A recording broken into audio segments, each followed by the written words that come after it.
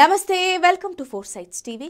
కేసీఆర్ హయాంలో 4 ఏళ్లలోనే కాళేశ్వరం వంటి నీటి ప్రాజెక్టులను పూర్తి చేశామని, అందువల్లే చెరువుల్లో నీరు నిండా ఉందని మాజీ మంత్రి ఎమ్మెల్యే హరీష్ రావు చెప్పారు.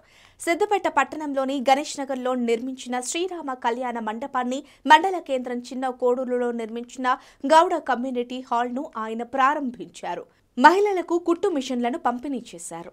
ఈ కార్యక్రమాల్లో హరీష్ రావు మాట్లాడుతూ, గతంలో 30 ఏళ్ల వరకు ప్రాజెక్టులు పూర్తయ్యేవి కాదని, కేసీఆర్ అధికారంలోకి వచ్చాక ప్రాజెక్టుల నిర్మాణం వేగంగా జరిగిందని చెప్పారు. గౌడ కమ్యూనిటీకి చెట్ల పన్ను రద్దు చేశామని, వైన్స్ టెండర్లలో గీత కార్మికులకు రిజర్వేషన్లు ఇచ్చామని హరీష్ రావు పేర్కొన్నారు. పొలాలన్నీ కూడా పశువులు తినడానికి, గొర్రెలు మేకలు తినడానికి విడిచిపెట్టిండ్రు అనేటువంటి వార్తలు ఇవాళ అందరూ చూస్తా ఉన్నాం.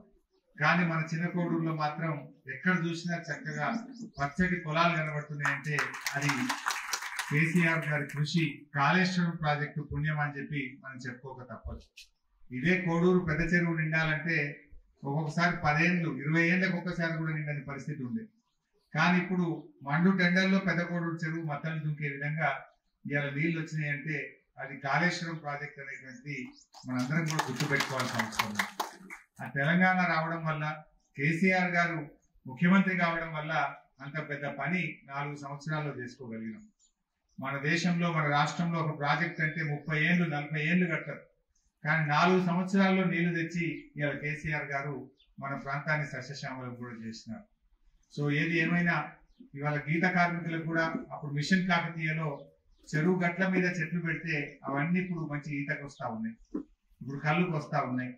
అదేవిధంగా ఇవాళ నీటి లభ్యత కూడా పెరిగి కళ్ళు కూడా ఎక్కువ వస్తుంది. తాటి వనాల్లో, ఈత వనాల్లో మున్పటి కంటే అప్పుడేమో కరువు ఉండి మనుషులకు ఇబ్బంది ఉంటే చెట్లకు ఇబ్బంది ఉంది. కానీ ఇవాళ నీటి ఊట పెరిగి తేమ శాతం పెరగడం ద్వారా మనకు కళ్ళు కూడా ఎక్కువ వస్తున్నటువంటి పరిస్థితి ఉంది. సో ఏది ఏమైనా